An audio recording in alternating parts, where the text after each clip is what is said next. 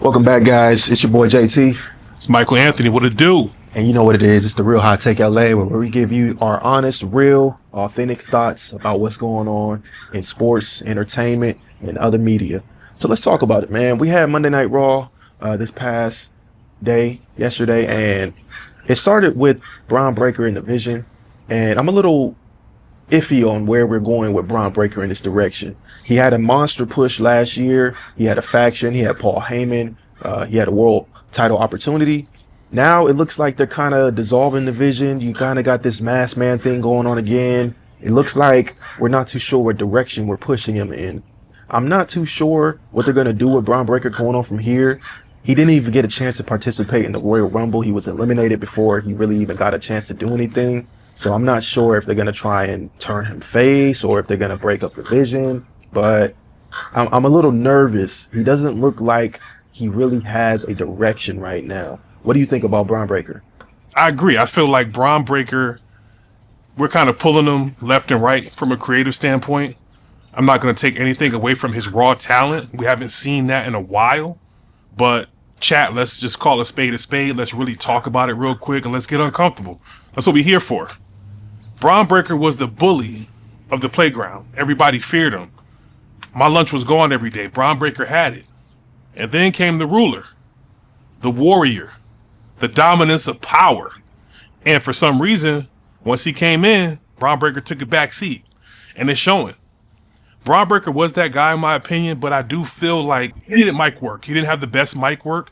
I do think that his power was great. Wrestling skills is cool. He does have everything. But Obafemi came out of nowhere, and that bully of the playground, we don't fear him anymore. And I think that creative from WWE sees that now, and we are in a direction of what is going to happen with Bron Breakker. What happened at the Royal Rumble was kind of cheesy to me. I feel like if you guys were giving him that push that you said you were going to give him, that should not have happened. We're all wondering if that's Adam Pearce, is that Seth Rollins, is that Scott Steiner? We don't know who that was, but at this point, I'm tired of the mask, man. I am still a Bron Breakker fan. That doesn't really take away from me being a fan, but I'm not going to lie.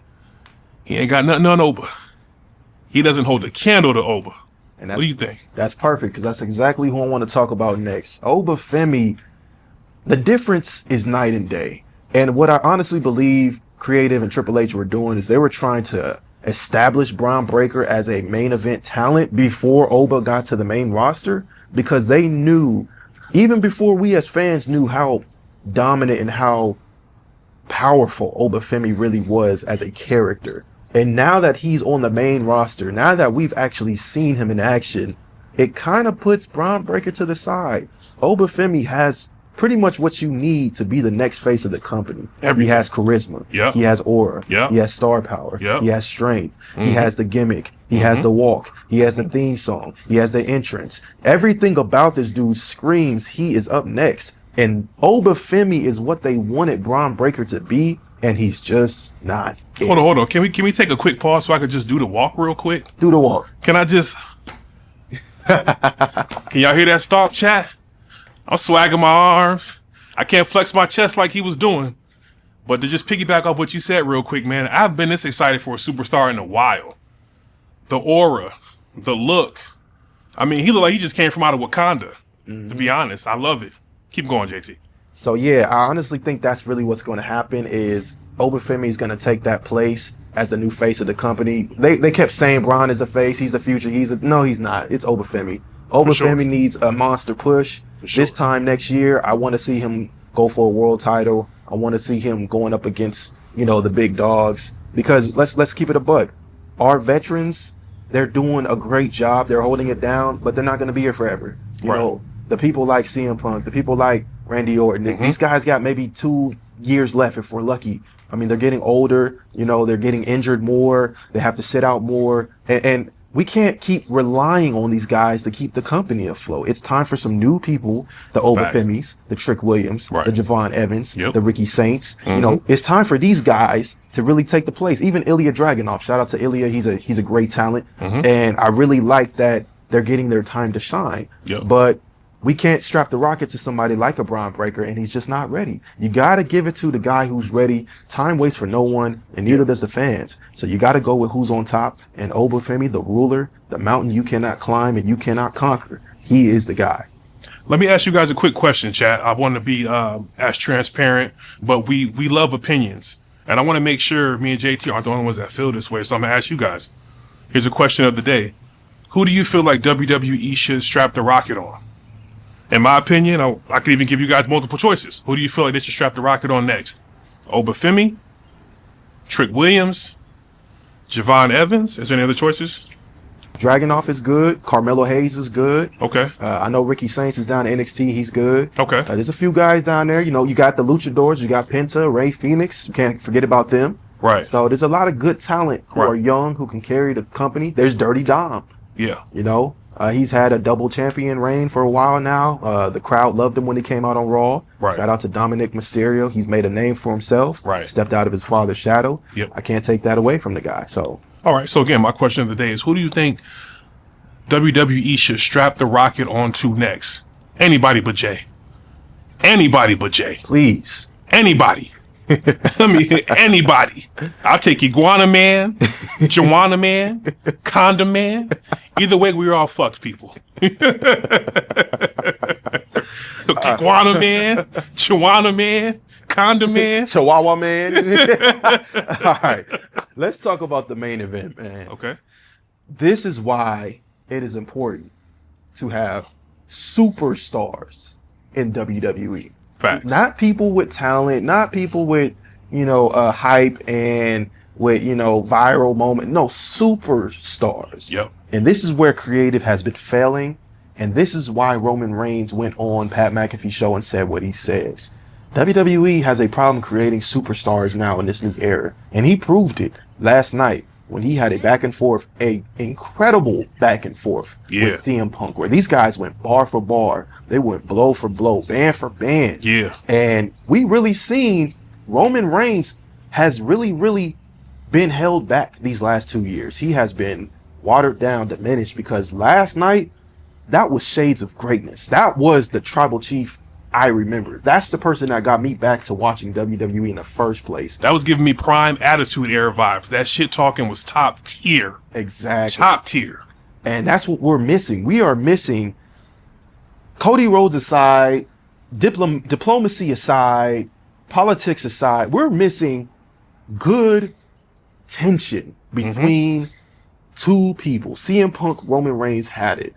Yep. I'm sorry. The whole respectful age is done. The whole, I like you, you're my friend, this is going to be a good match. That's over with. I want two dudes who want to destroy each other. We know CM Punk is always in a feud with somebody who he wants to end his career, whether it's Drew McIntyre or someone else. Shout out to Drew McIntyre, but you got buried last night, bro. You were not the guy anymore. You have the title, but you're not the man. CM Punk and Roman Reigns were the two guys that all eyes were on. And so I'm looking forward to this. I cannot wait for this match to happen. I hope that creative does not interfere. Let Roman Reigns and CM Punk cook. No interferences, no shenanigans. Let them cook. No triple threats. I said, no quadruple threats. Them cook. None of that. Let it be one man versus one man, and let there be one definitive winner. That's all we're asking for. How do you feel about Roman versus CM Punk? Last night really got me out of the bed. I was over there doing the Brock Lesnar, the shuffle from side to side. It really feels like WWE might be back.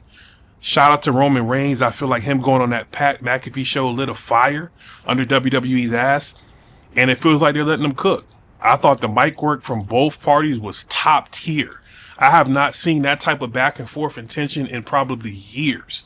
And shout out to Cody and Roman. What was this, WrestleMania 38, something like that? It ain't got nothing on this tension. I'm like, man, this was dope. I like how Roman was bringing it back to all the interactions and feuds they had. He was bringing up some stuff that we was like, man, I forgot about that. CM Punk was a clash of the Titans last night. CM Punk is a smaller guy, and Roman even said it. Drew McIntyre is 3 times your size, but CM Punk could definitely dish it, and I love that. I'm like, man, I'm not the biggest CM Punk fan, but man, you gained a new one last night. I said, man, CM Punk could really talk that talk, man. He was giving like prime Chuck Norris vibes, man. The way he looked, CM Punk got the good look to him. He got that grunge look. Roman got the grunge look. Two older cats. And it feels like these dudes are literally saying, we are going to take WWE on our shoulders and we are going to carry this to the future and do what Triple H can't do. Elevate the company. I'm excited. WrestleMania 42 is looking pretty good. It's looking really good. Like, this main event is something that I didn't see coming, but I'm here for it. Definitely here for it. Roman Reigns ended that segment by saying, you know what? I could pick Drew. He's bigger than you.